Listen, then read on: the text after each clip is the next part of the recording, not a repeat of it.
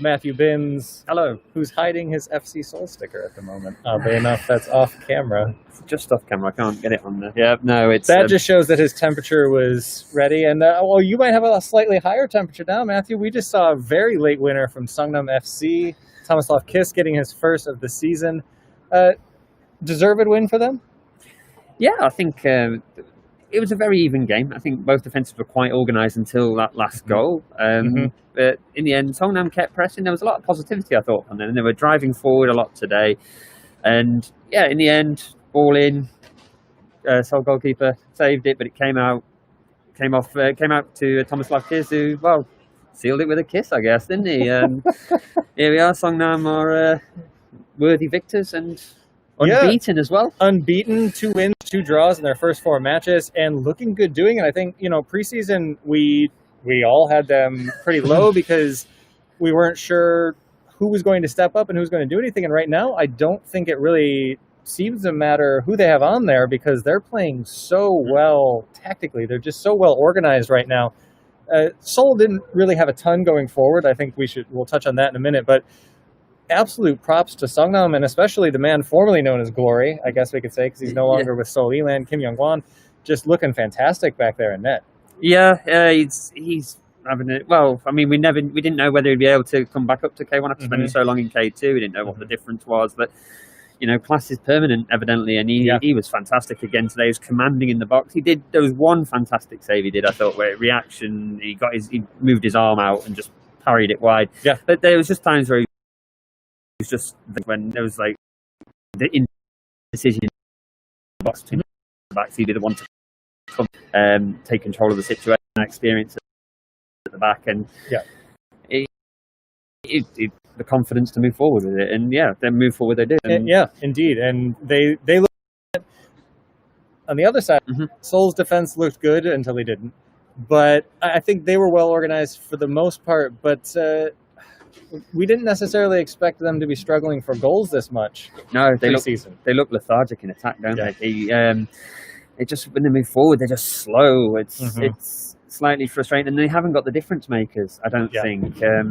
Adriano came on for the last 5 minutes, but he didn't do anything again. I think he's struggling really to come back from fitness. He did have a lengthy injury, well, ruled him this year, so that's going to take time to get back to where he was before. But they brought Cho Young-uk on. I thought he was going to change things. He did have one opportunity to change things, but again, I don't know where the goals are going to come from for FC Seoul, and they're doing all right in the table. And yes, I mean, if they would have won today and scored 2 goals doing it, they'd have been in first place. So I mean, things are going well overall. Again, it's still very early in the season, but I think there have to be some significant concerns if you're FC Seoul about moving forward and who that difference maker is going to be up top. We thought it'd be Pesic. We haven't seen him. He's still out with injury. We thought it could be Park Ji-young after a strong year last year. He looks to have reverted back to 2018 form, just not playing the way that we expected him to. Cho Young-uk still looks a little unpolished up there. Adriano, like you say, hasn't necessarily had a chance to get back in fitness. Park Dong-jin now off doing his military service. So yes, there's suddenly Seoul aren't firing, but they are still. I mean, last week as we thought they were scoring from set pieces, but today even their set pieces weren't working for them as well. So just not really a good day at the office for Seoul. Not terrible, definitely not terrible, organised, but just nothing, no spark really, I'd say, for them today.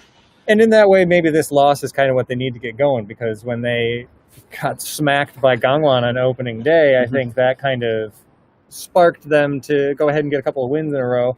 And maybe this is what they need. But again, I think that there are some serious questions there that Seoul need to answer. And speaking of questions that need to be answered, we just had one come in on Facebook asking, do you think that Seongnam is ready for the top 6? I've put them in 12th. I evidently... early days, 4 rounds in, but very wrong. I think many very wrong. They do look good. I think there are just maybe too many other teams that will beat them to the top 6. I think as the season plays out, it's still too early. Are they going to be in trouble though? I'd be surprised if they were.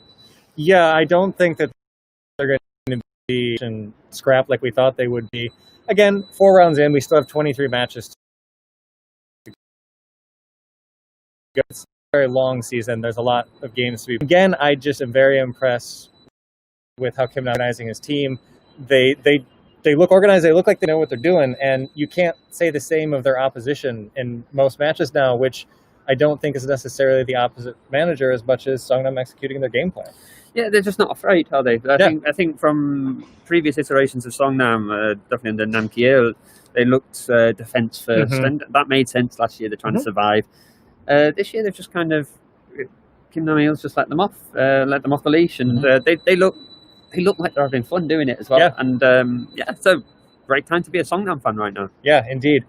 Yeah, a good win for them today. Again, keeps them undefeated. 2 wins, 2 draws. They are in the top half of the table, and it's going to be an interesting run for the Magpies. And what would have been first versus second here next weekend with FC Seoul hosting Jeonbuk Hyundai Motors, still an interesting match on the cards there, but I think Seoul will be upset that they're not higher up in the table for that one. Yeah.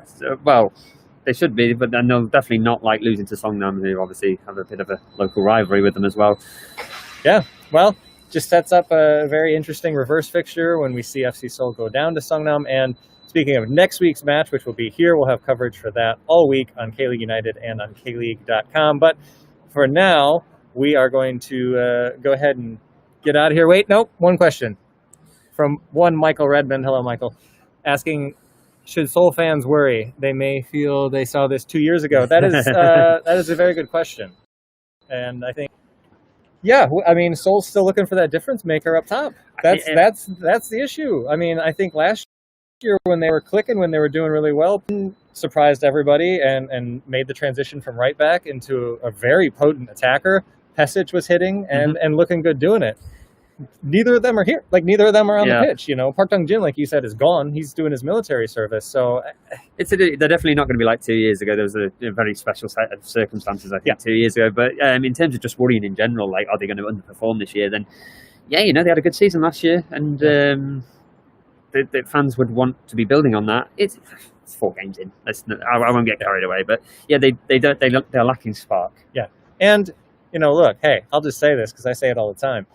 If Pesic is coming off the books this summer, Win Kong High might look good in FC Seoul, kid. You keep pushing that. I'm just going to keep pushing that one. Anyway, we're going to get out of here for now. Thank you so much for watching, and enjoy the matches that are on this evening. Bye.